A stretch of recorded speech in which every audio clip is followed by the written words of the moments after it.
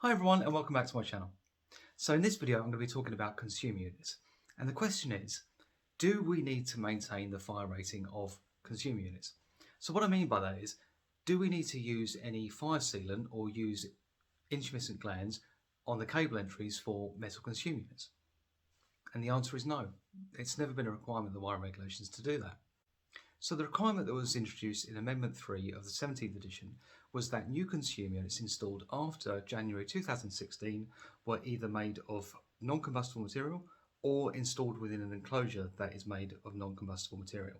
There wasn't any regulation that related to the fire sealing of cable entries. Now the reason I've decided to make this video is because I've seen a lot of examples of situations where electricians have used intumescent sealant around cable entries, but also recently I've seen a lot of pictures online of where consumer units have been installed and the cable entry at the back of the consumer unit has been filled up with expanding foam, which is not a requirement at all, and it's totally unnecessary. So the one caveat to that is that we do have to ensure that we comply with the manufacturer's instructions when installing a consumer unit. But as far as the wiring regulations are concerned, there isn't any requirement to use any fire sealant, any intumescent glands. But what is a requirement though, is to maintain the IP rating of the consumer unit.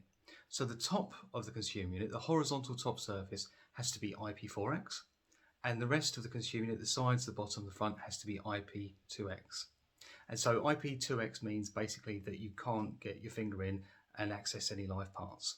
So if you have a cable entry at the bottom of the consumer unit that you could potentially get your finger into, that is a problem, and that could be, in some situations, I would give that a code 1 or a code 2 on an installation condition report.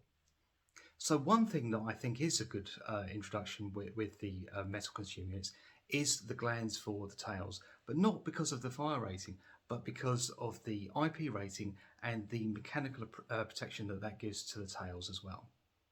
So another thing that I'd like to talk about today is EICR codes for consumer units.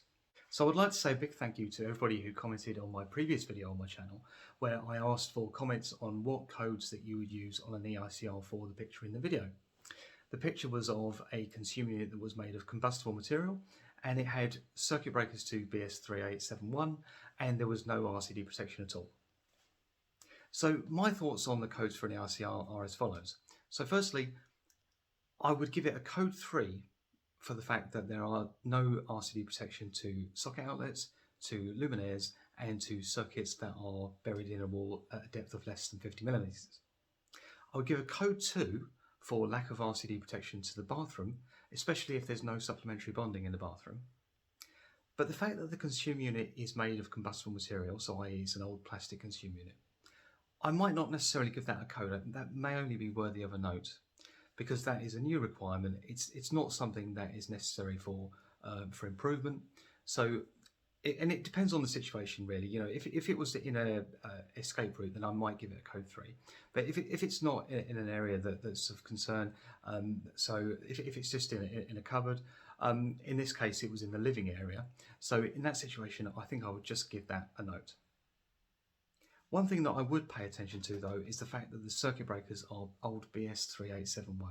So first of all, you won't get a max ZS value in the regs book for that. You'll have to go to an old book for that, or get in touch with the manufacturer.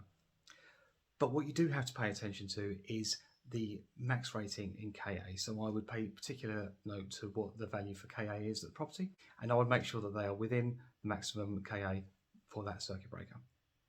I hope you found today's video useful. If so, please subscribe if you'd like to see more videos like this, and please give us a like.